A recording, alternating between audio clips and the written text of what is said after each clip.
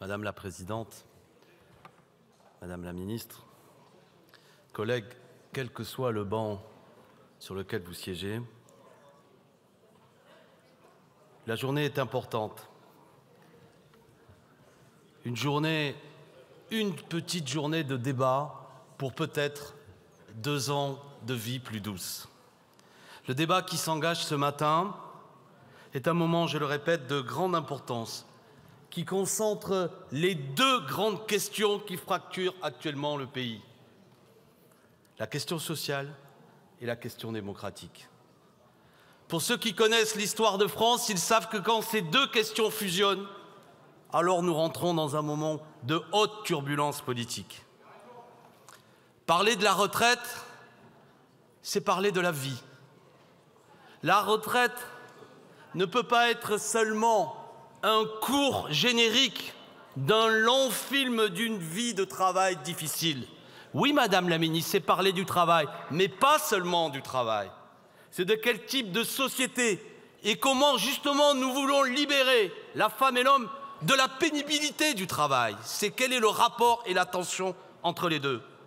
Fondamentalement, votre conception consiste à pousser le plus possible l'âge de travail pour aller jusqu'à la limite et ne bénéficier de ce que vous appelez la retraite que seulement quand l'être et le corps est tellement épuisé qu'il ne peut plus travailler. Oui, c'est précisément le fond du problème. Je remercie le groupe France Insoumise, composant du nouveau Front populaire, conformément au mandat qui a été donné par la coalition du nouveau Front populaire et de ce qui nous a amenés devant les électeurs à profiter de cette niche pour pouvoir enfin discuter de cela. Amis et collègues macronistes, si vous cherchez une explication à ce que vous avez subi dans les urnes, elle est là. Elle est là. Si encore abasourdi par le résultat de juin, vous vous interrogez, mais que s'est-il passé? C'est le débat que nous avons. Si vous voulez savoir pourquoi vous êtes passé de 172 députés à seulement 99, si vous avez perdu 43% de vos députés en 2 ans et que vous dites mais que s'est-il passé? C'est parce que vous avez imposé cette réforme des retraites. Les 2/3 des électeurs qui se sont déplacés en juin ont voté pour des listes qui exigeaient l'abrogation de la réforme des retraites. C'était une réforme injuste socialement, cela a été dit. Savez-vous que déjà à 62 ans, 40% des personnes ne sont déjà plus au travail?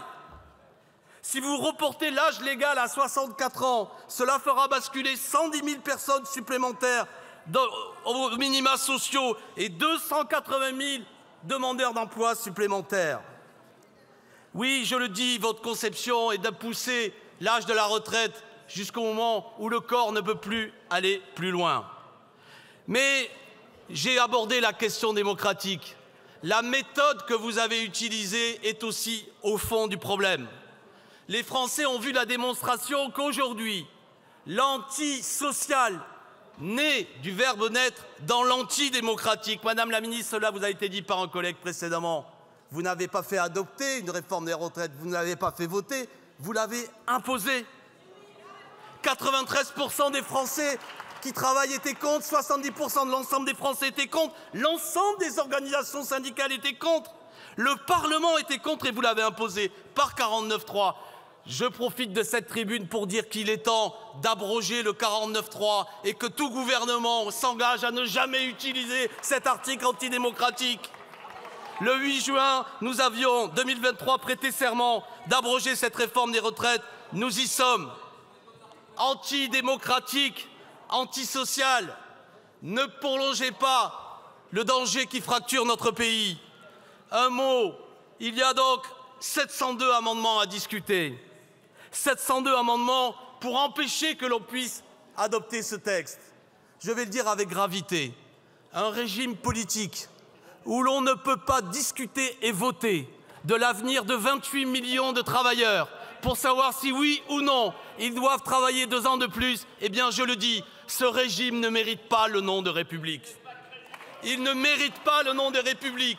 Si chaque fois que nous voulons en débattre, vous dégainez le 49.3, si dans la maigre niche parlementaire d'une journée, vous empêchez que le débat ait lieu, oui, Vous ne méritez pas Merci. le nom de parlementaire. Merci, Monsieur Corbière.